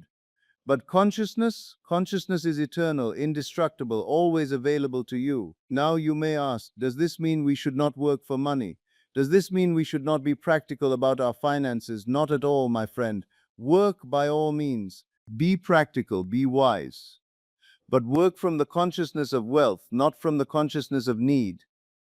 Be practical from the assumption of abundance, not from the fear of lack. The world is yourself pushed out. If you see lack in your world, you are seeing your consciousness of lack made visible. If you see limitation in your world, you are seeing your consciousness of limitation externalized. But change your consciousness and your world must change. I have told you before, but I will tell you again. Assumption, though false, if persisted in, will harden into fact. If you assume you are wealthy in consciousness, that assumption, persisted in, will externalize itself as wealth in your world. Now I must insist on this, my friend. Consciousness is cause, and what you see in your world is effect. This is not sentiment, this is not positive thinking. This is the fundamental principle by which all things come into being. Do not let anyone, including yourself, talk you out of it. Before I tell you how to apply this tonight, there is one final detail about the technique itself. Most who practice it make one crucial mistake in the moment between assuming the state and falling asleep. This mistake causes the assumption to dissolve instead of taking root. I must show you this now, for it separates those who see results in days from those who practice for years without success. Now let me tell you how to apply this principle tonight. When you retire this evening, you will enter into that drowsy state between waking and sleeping. That state akin to sleep which I have spoken of so often. First, you will assume the feeling of being financially free, not the feeling of getting money, but the feeling of having financial freedom. Feel as you would feel if you had no financial concerns whatsoever. Second, you will let your mind rest in that assumption. Do not strain to hold the thought. Do not repeat affirmations. Simply rest in the naturalness of being financially secure. Third, you will not concern yourself with how this will come to pass. Do not plan the ways or means. Your business is to assume. The how is not your concern. And fourth, you will fall asleep in that assumption. Let sleep come while you are resting in the feeling of financial freedom. Here is the crucial detail I promised you. The moment you feel sleep approaching, do not try to hold on to the assumption with your conscious mind. Let it go. Release it completely into sleep.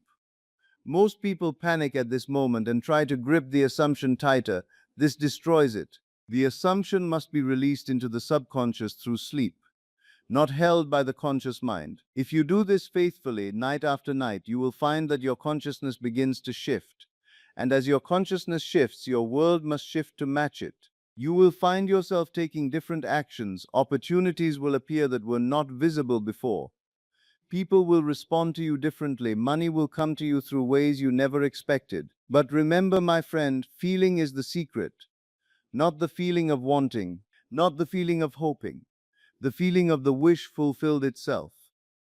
This is what Abdullah meant when he said, I must feel wealthy to have money. He meant I must live in the consciousness of wealth, not in the consciousness of poverty, hoping for wealth.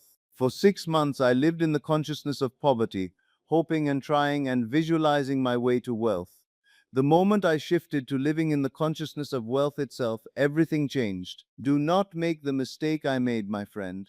Do not spend months or years practicing from the wrong state of consciousness. The moment you truly understand what I am telling you tonight, you can begin living in the end. You can begin assuming you are what you wish to be. And now I tell you, my friend, what Abdullah was really teaching me in those few simple words. He was not giving me a technique for getting money. He was revealing the fundamental law of consciousness itself. You do not feel wealthy to attract wealth. You feel wealthy because you are wealthy in consciousness.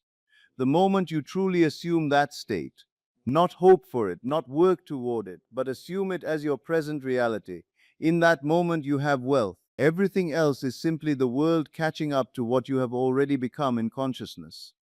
Tonight, when you retire, do this just once. Enter that drowsy state between waking and sleeping. Assume you are financially free, not that you will be, but that you are. Feel the naturalness of it. Rest in that assumption and let sleep come. Tomorrow you may awaken to find that consciousness has done its perfect work, or you may find that the assumption must be persisted in for several nights.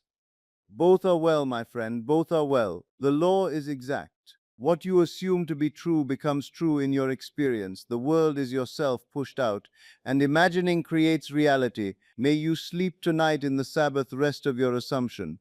May you awaken knowing that what you have assumed in consciousness must externalize itself in your world. May you walk tomorrow in the certainty of the wish fulfilled. Until we meet again, my friend.